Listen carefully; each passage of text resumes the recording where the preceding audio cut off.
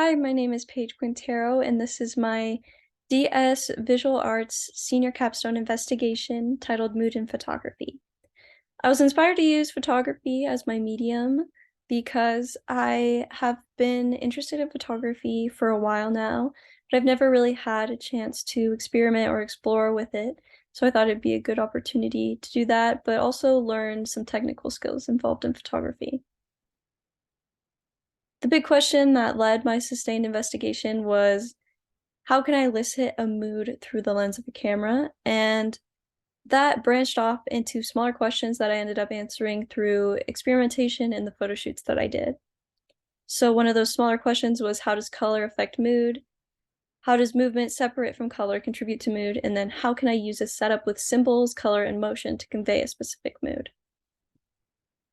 Process of my first photo shoot involved starting off with a collage of different photos from different magazines and seeing which ones drew my eye the most. And the ones that I was most drawn to were the ones that had intense colored lighting.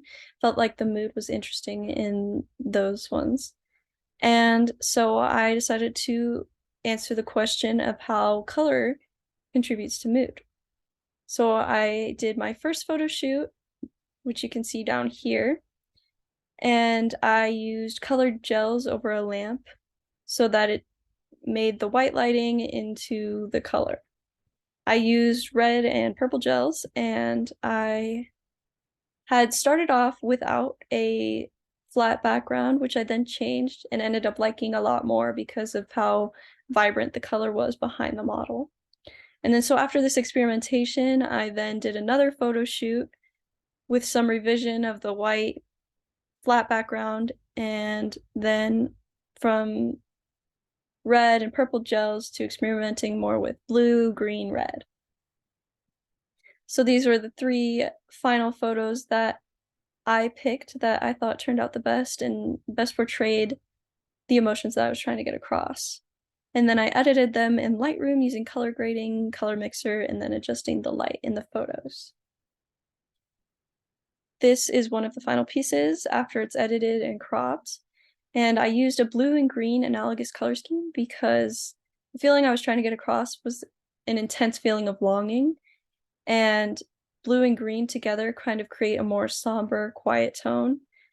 And then there's motion in this photo to represent a kind of confusing, chaotic feeling of longing. And then this photo, I use only blue lighting to get across the mood of depression or sadness. And I also made intentional choices with the model's makeup and hair, and then not using any motion because depression, in my experience, is often unchanging and still is what it feels like. And that is what I wanted to get across.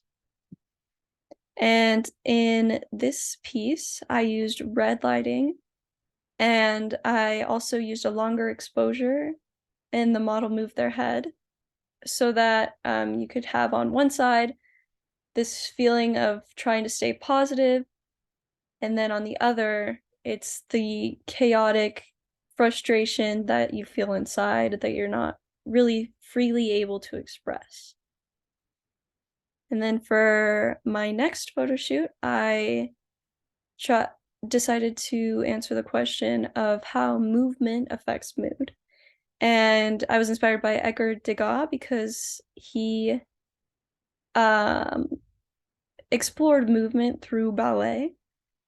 And I have personal experience with ballet, so I thought that this would be a good opportunity to explore movement. So I did these sketches here to come up with ideas of how to pose the model, which movements look best for what I was going for. And then I did a photo shoot, and this is a contact sheet from that photo shoot. Some of them have longer exposures so that you can see the movement of the leap or the turn or just moving her arms. And then some of them are still, but there's still that implied movement there. And then after I took those photos, I took some of the photos that I didn't like and made notes about them in order to revise for future photo shoots. And then these three I did like. and then I edited them and cropped them for the final pieces. And these are the final pieces, and I believe they go together instead of just separate pieces. And because it kind of tells a story, the mood of the photos, and she's always alone in the photos, and there's kind of a shadow always behind her, so it's a more lonely, somber feeling.